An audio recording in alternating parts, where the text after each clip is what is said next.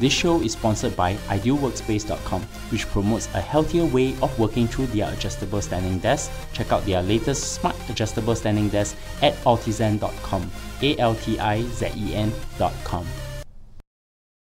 Welcome to Analyse Asia, the podcast dedicated to dissect the pulse of business, technology, and media in Asia. In this episode, I speak to Eva Xiao from Tech in Asia in a two-part series on the most important events happening in China. And in the second part, we discuss the ride-hailing wars 2.0, where Didi faces new challenges and what it means for the entire transportation space in China.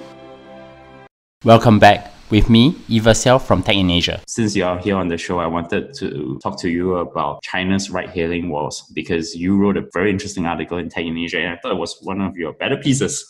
Oh, thank you. What happened since June 2016 when Uber ceded Uber China to Didi? We thought that the ride-sharing space is concluded with one dominant player. So why is China's ride-hailing war back in this year? So I thought it was quite fascinating. Actually, there's been developments last year as well in the ride-hailing space, mainly from Meituan-Dianping. In China, Didi has enormous amount of market share. I think the latest numbers from consulting firms, 75%. So it's a huge market share in China. And everyone else is pretty negligible. The timing is also, it feels very late, right, for a newcomer to come into ride-hailing war after Didi has kind of defeated two huge domestic competitors, Uber China, but also Kuaidi, which was Didi's main arch rival before Uber China. So I think for Meituan-Dianping, there's chatter amongst industry experts about Meituan-Dianping's upcoming IPO. So this year, Meituan-Dianping also wants to go public on the New York Stock Exchange. And so some people believe that, ride-hailing, which is a totally new vertical, thus there's a lot of room for growth for Meituan-Dianping, will also boost its valuation. So there's some chatter saying that they want to go into transportation. Maybe that's a way for them to boost how much money they can get when they go public this year. So perhaps it's one reason. And I do think in food delivery and these different lifestyle services, Meituan-Dianping has expanded a lot, has covered a lot of area. But I think especially with food delivery, which there's a source from the information saying that it's half of their revenue. Food delivery, there's not that much space for growth. Ele.me and Meituan-Dianping, Ele.me belongs to Baidu. They're kind of, it's more stable now, I would say. Of course, there's still competitors, but there's definitely not as much opportunity. Whereas with transportation, it's not just ride-hailing, I would say, but longer term, what else comes with ride-hailing? Maybe electric vehicles, you could do car sharing, like Zipcar, that kind of model. As cars become smarter, perhaps autonomous vehicles is after that. There's also in-car entertainment. So there's a lot of services that can be bundled with transportation. And so if you think about Meituan-Dianping, what is it going to do after it covers all kinds of lifestyle services? Well, it really needs to find a new vertical. And I think transportation actually does make sense, given that other transportation companies go in the opposite direction, like Grab or Uber with Uber Eats, etc. I've just read the Information's recent article about Alibaba and Didi having internal fights over Ofo because Didi have actually started its own bike-sharing platform too. So I guess this is actually becoming much more interesting, much more heated. So is China's ride-hailing war 2.0, as you coined it, fueled by the rise of bike-sharing startups such as Ofo and Mobike? So for me, it's not just the bike sharing, but you can think of Didi, Mobike maybe less so, but let's say Didi, Meituan-Dianping. They're part of this next generation of tech giants in China. So BAT, Baidu, Alibaba, Tencent, you could say those are the topmost tech giants in China right now. And so people often joke that there's a TMD or Toutiao, Meituan-Dianping, and Didi. So another tier of people that or companies that could be next or grow up to the same scale.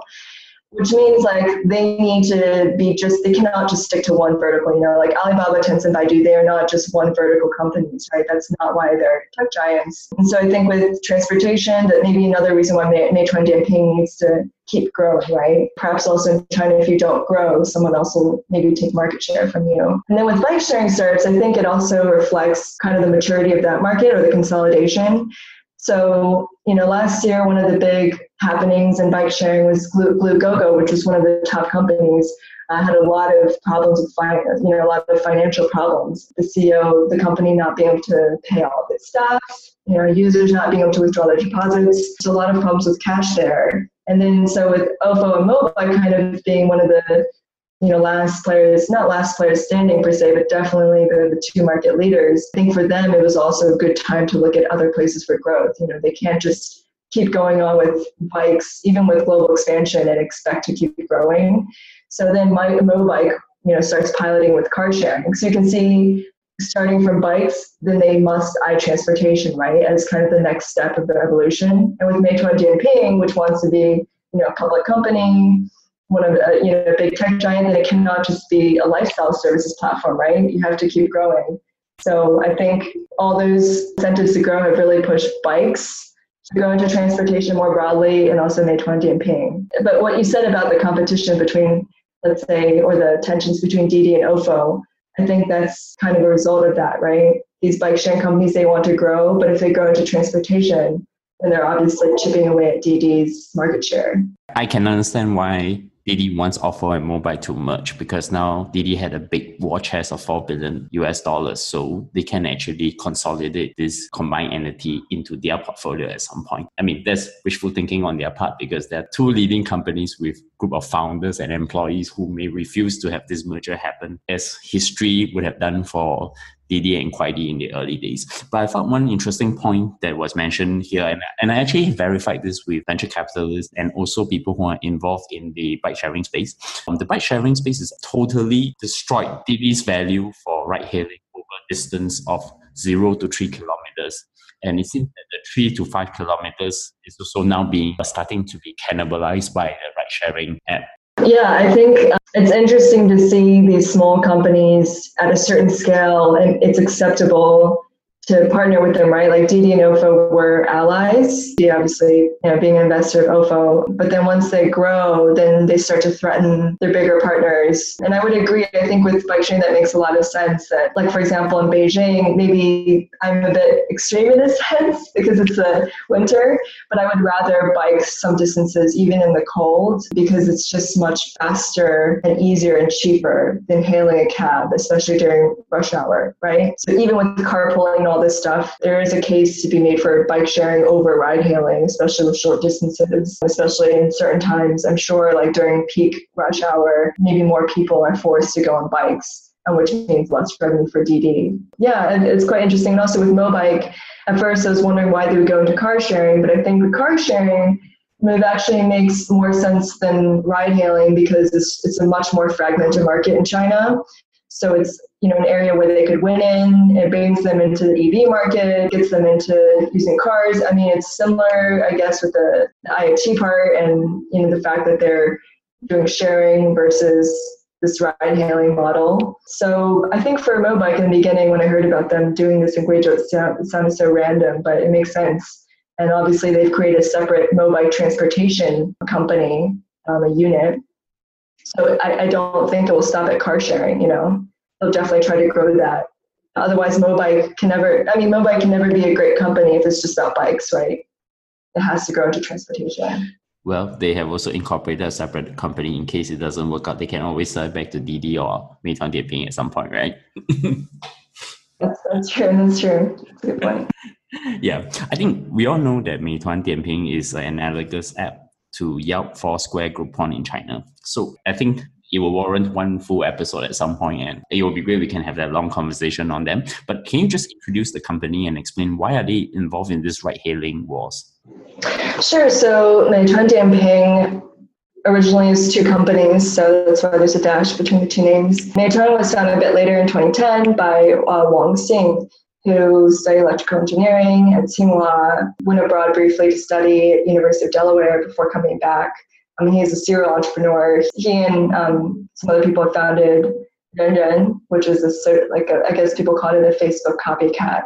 And so he started Meituan in 2010, and it was in the beginning it was like a group buy, it was like a group buying business. And then Dianping is sort of like more of the Yelp part. So they do different reviews of restaurants and different services. And I guess worth mentioning is at the time before they merged in 2015, Meituan was backed by Alibaba, and Dianping was backed by Tencent. And then after they merged, actually, Alibaba ended up spinning off its own lifestyle services, so a competitor of their own called Koubei. And then kind of left Meituan. And so there's actually some tension between Alibaba and Meituan as well. In our conversation, that makes Alibaba sound really hard to work with, right? But so then at Meituan-Dianping, now there are reviews. There's also food delivery, but it also has, people talk about travel, there's lifestyle services. You have something I want to mention that I experienced recently is, they have these food delivery guys, but you can also get these delivery people to buy things for you. Like say I don't have time or I don't want to leave my house, I can just ask someone to buy something for me and then bring it to my place. There's a joke that's been going around about this guy whose car gets stuck on the side of the road and he calls 10 Meituan delivery guys to help him push the car.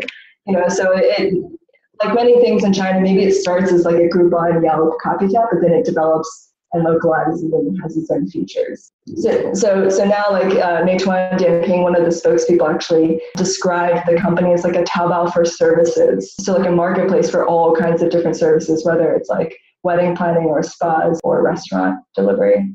That's interesting, but I can also share an anecdote. I actually met Wang Xing in person in 2008 when I was considering moving to Beijing. There was a 1 hour of conversation with him, but the most important thing I remember talking to him at that point was that he told me that there is no way that any foreign company that comes to China will ever succeed. And it seems that his prediction seems to be true even for Uber China as well. So I thought that that's a very interesting story to share. And what have they been doing to ignite the ride-hailing war in this iteration? So for Meituan-Dianping, and it'll be interesting to see how they pursue this strategy this year. So last year they piloted in Nanjing, which is a city about like a 2-hour train ride from Shanghai. And then they launched officially in Nanjing in October. And then this year they're pushing for 7 cities across China. So like Shenzhen, Beijing, but then also some cities like I believe Xiamen and Fuzhou. According to Meituan-Dianping, they chose those cities based on, they did some research on where they think users might want to use ride-hailing through Meituan. And part of that is, they say that people actually search for ride-hailing services within the app. And also if you look for a restaurant, there's a mapping feature, which is actually provided by Tencent in collaboration with Tencent. And so, it makes a lot of sense. You look for a restaurant, you open the map, and then if you want to go there, you can just do ride-hailing. So it's kind of the logic behind ride-hailing for them, at least in the first phase, right? And so to kickstart in these 7 different cities, kickstart their business in these 7 different cities, especially ones where, Didi is present, they're going to try subsidies. So, cash burning subsidies were a huge part of the ride-hailing competition between Uber China and Didi. For a while you could get a ride for free, which was awesome, right? You had these wealthy investors paying for your cab rides, essentially. And so they're going to use those kind of subsidies to attract users to their platform. But they are, according to Meituan-Dianping, that's not their long-term strategy. So we don't know how long we'll be able to benefit from coupons and things like that. But I would say that another part, not just from the user side, but the driver side, Meituan-Dianping is also wants to attract drivers by offering really low commission rates. So by commission rates, I mean that if you drive for Didi, a percentage of the profit actually goes to the platform. And Meituan-Dianping knows that drivers do not like that, and they're saying for the first 3 months, drivers can have as low as say 0.5 yuan. That would be it, flat low fee for some rides, which is pretty attractive for Didi riders, I would say.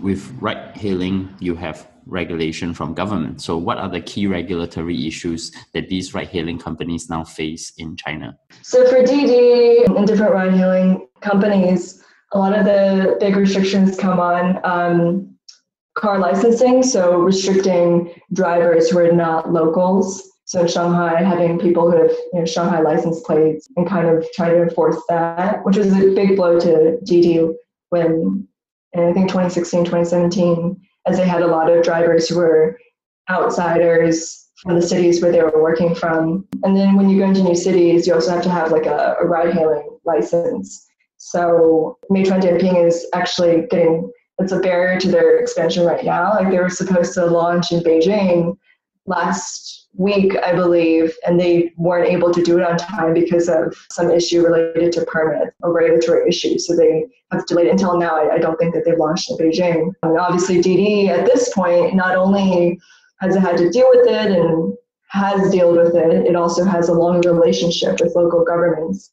So they've done like a lot of traffic reports, dashboards they're working with. I know in Shenzhen, for example, Didi has this service called 代驾, which means if say you go to a bar, you drive to a bar and you're too drunk to drive home, you can call Didi 代驾 to like come and drive you home, basically. And I know in Shenzhen, they work with the Shenzhen police to kind of identify where 代驾 is really popular, because it shows that there's like a lot of drunk people there. So they've done all these like little services, right, with their big data. I think in Dinan, they worked with local authorities to fiddle with the traffic lights to decrease traffic jams. So like all these things matter, right? And it's really the advantage of time. But I think also the relationship with these different governments will also come into play, especially because Meituan-Dianping is like a newcomer. They need to be able to catch up on the rules and then also establish these relationships. So where do you see this new ride-hailing war go in the next 1 year? And will we just end up with one dominant player in the end? It's really tough to say because, Mobike, for example, even on the bike sharing side, I think Ofo's in a really tough and awkward spot right now because of Didi's new bike sharing platform, which I think you mentioned earlier. They have this bike sharing platform of their own, and Ofo and Blue Gogo are in it, but in Didi's app, like you can't tell which bike is Ofo's and which one's Blue Gogo. So they've essentially surrendered their branding in this. They're just Didi bikes, So I think Ofo kind of in an awkward spot. And then for Mobike, they're targeting car sharing first. I think Meituan-Dianping is the one that's pushing hard for ride hailing. I don't think this year it will be resolved, and I expect, because Didi has so much market share, I expect Meituan-Dianping will have to form some alliances with other companies to take it on. And also recently there's some news that they've been involved in a funding round in Gojek. I don't know if you saw that news. Yep, I saw the news actually in Southeast Asia. So Meituan-Dianping is not going into ride sharing even in Southeast Asia too. So Grab is going to have a hard time as well. Yeah, so I think the ride hailing, this new push for ride hailing, it's not just restricted to China. Meituan-Dianping is also keen on other markets too. There's also the risk that it will be overstretching itself. So there's all these variables, and yeah, with Mobike, I think they're still piloting. With car sharing, that's a whole new business of its own. So I don't think it'll immediately jump to ride hailing from that. And for Meituan-Dianping, again, like their Beijing launch delayed, still not out, right? So with regulations in China, it's also quite unpredictable, like whether they'll be able to get what they need or if they'll be able to launch on time, things like that. And Didi is not playing around either. I think they're taking it very seriously. So in no end in sight, we're going to have a lot more watch over this whole new ride-hailing wars again, all over again. And I just don't see Chen Wei and Wang Xing throwing up white flags and merging. It just doesn't seem, because it's such I think it would have to be exhausted by the time that happened, if that makes sense. I don't think it would happen right away. I don't think they would come to an agreement. Consider that the bros dinner picture that you see recently, I think Wang Xing sat next to Pony Ma, right? I think Chen Wei in the photo too? I think so, right? Yeah.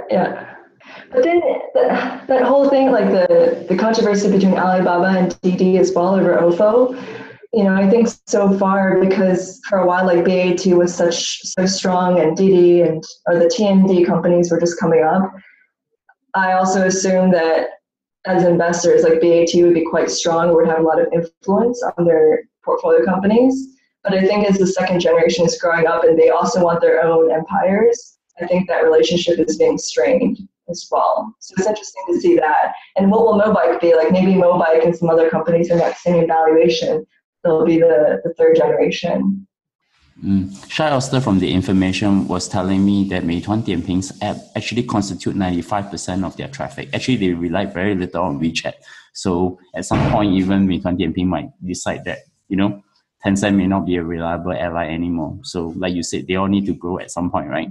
Yeah, I guess in business, anything can change. And for me, I guess as a bystander, it's exciting to see that it's not just, okay, BAT is the largest and they control everything and everything will have to either fall in line from Tencent, Alibaba, perhaps Baidu, but to see like a new group of also highly ambitious companies that want to also challenge maybe the old generation. I always remember the first line in Romance of Three Kingdoms, 三国演义, where the first line says, 天下大事,合久必分,分久必合, meaning that, all things aside, those who aggregate together will break apart, and all those who break apart may aggregate together at some point. So, there's no really alliances that are forever. So they will eventually have to find means and ways to battle each other out. So, yeah, Eva, thanks for coming on the show, and it's been a very good conversation. So, in closing, I want to ask you for the first time. So, can you recommend a book, podcast, movie, or anything that has impacted your personal or work life? I am trying to read more, but by read, I've really just turned to Audible. I don't know if you use Audible.